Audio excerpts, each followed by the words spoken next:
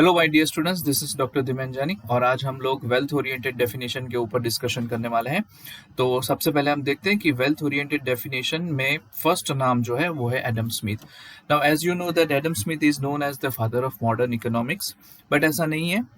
Adam Smith से भी पहले काफ़ी सारे ऐसे ऑथर्स थे जिन लोगों ने इकोनॉमिक्स की डेफिनेशन बहुत ही कॉम्प्रिहेंसिव दी थी, but as per our syllabus we are getting this thing. For example, अगर आप चाणक्य देखिए तो चाणक्य नीति में उन्होंने बहुत ही स्पेसिफिकली इकोनॉमिक्स के बारे में बताया है, but that is not a part of our syllabus, so इसको मैं यहाँ पे कवर नहीं कर रहा हूँ। So first definition that is the Adam Smith.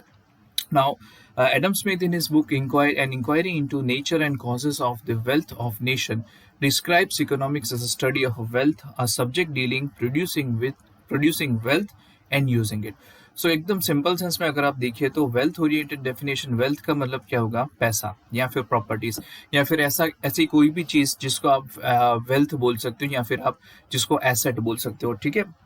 So economy किसके साथ कंसर्न है? According to this definition, economic सिर्फ इसी चीज के साथ कंसर्न है जहाँ पे वेल्थ या फिर एसेट किस तरह से बनती है, किस तरह का उसका प्रोडक्शन होता है और किस तरह से सोसाइटी में वो कंज्यूम होती है।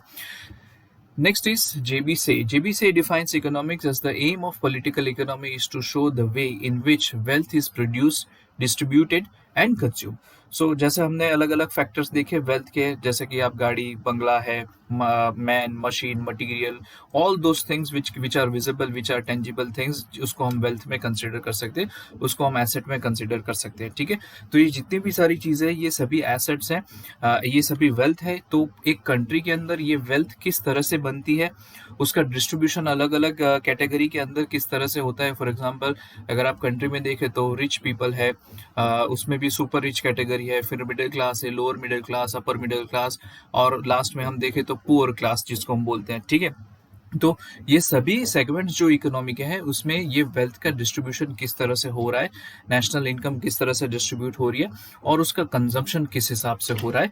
तो ये जो तीन चीज हमने बताया कि वेल्थ का प्रोडक्शन, डिस्ट्रीब्यूशन एंड कंजप्शन किस तरह से होता है, उसको हम बोलेंगे वेल्थ ओरिएंटेड डेफिनेशन या फिर उसको हम बोलेंगे वेल्थ डेफिनेशंस, ठीक है।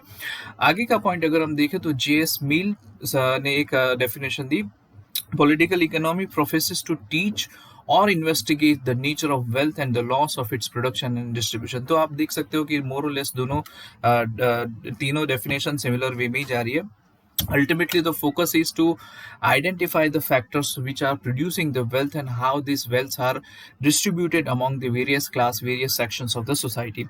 F.A. Walker defines political economy or economics is a name that the part of knowledge which relates to wealth. So any knowledge, any information, how knowledge is, how wealth is produced, how wealth is consumed, how wealth are distributed, factors of wealth you can say, by which you can understand these are the wealth. All these things are related, all information related to this wealth are known as the economy, or you can say the political economy itself. Now let us understand the points of understanding how this definition actually works or what it wanted to say. First is concerned with the only money. As you observe that in all the four definition we observe that ये जो पूरे definition से चार definition, वो चारों की चार definitions सिर्फ मनी के ऊपर फोकस करती है, यानी कि income earning and income spending activities. क्योंकि जितनी भी वेल्थ है वो सभी वेल्थ आप पैसे से ही परचेस कर सकते हो। For example, if I want to purchase a car, if I want to purchase a house, I can do with the help of money only.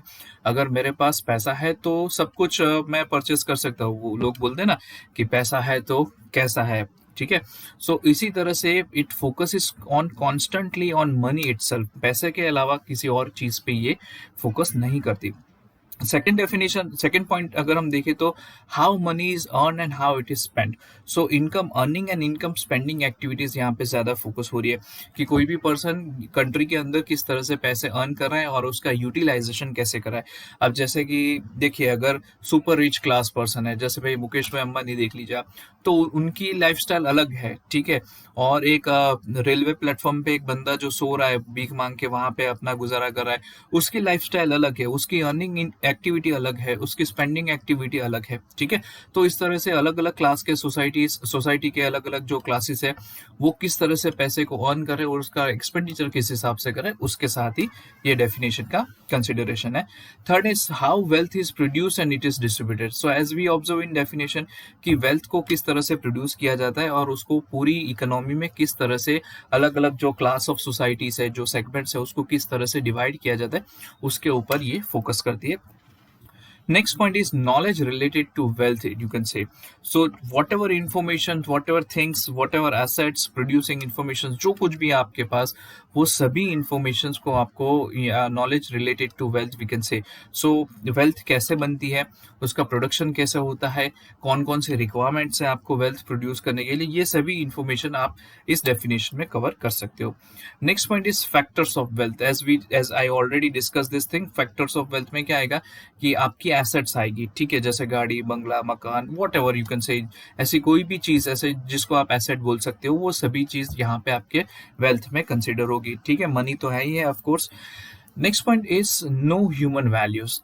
ये जो पॉइंट है बहुत इंपॉर्टेंट पॉइंट है जिसको हम ज्यादा इसके लिमिटेशन में डिस्कस करने वाले हैं, बट यहाँ पे अगर आप देखो तो it is concern with the only income earning and spending activity, that it is concern with the money itself only. पैसे के अलावा ह्यूमन वैल्यूज पे कोई फोकस नहीं किया जा रहा है, यानी कि आपको किसी भी तरह से पैसे कमाना है, अगर आप पैसे अर्न करते हो, चाहे किसी का खून करो, चाहे किसी की सुपारी लो, कुछ भी करो, लेकिन अगर आप इनकम अर्न कर रहे हो तो it is to be count in economics itself.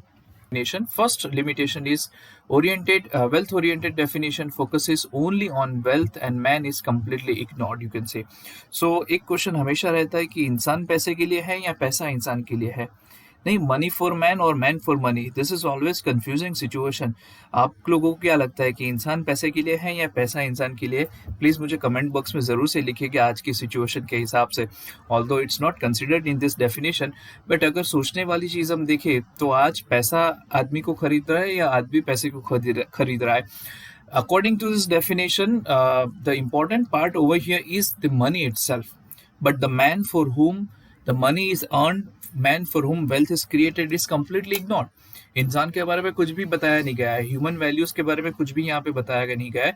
आप कुछ भी करके पैसा अर्न करो, अगर आप पैसा अर्न करते हो, चाहे चोरी करो, डकैती करो, कुछ भी ऐसी एक्टिविटी करो जिससे आपको पैसा मिलता है, तो वो इकोनॉमिक्स में काउंट किया जाएगा as per the extreme early, that is the 17th century definition, ठीक है।